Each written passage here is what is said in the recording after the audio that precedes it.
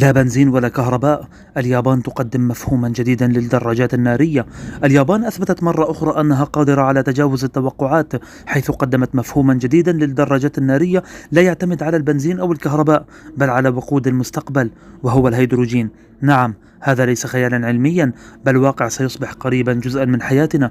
شركة كawasaki اليابانية كشفت النقاب عن أول دراجة نارية تعمل بالهيدروجين، وهي طراز H2 HY SE، والتي تعد ثورة في عالم الدراجات النارية المستدامة.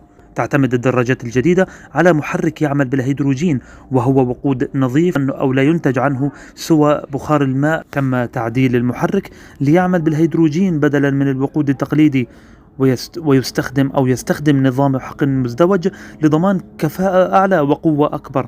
تصل قوة المحرك إلى 125 كيلو وات، مع عزم دوران يبلغ 250 نيوتن متر، مما يجعله قادرا على منافسة الدراجات التقليدية من حيث الأداء. أنا إبراهيم من غزة، اعمل لي متابعة للمزيد، ويعطيكم العافية.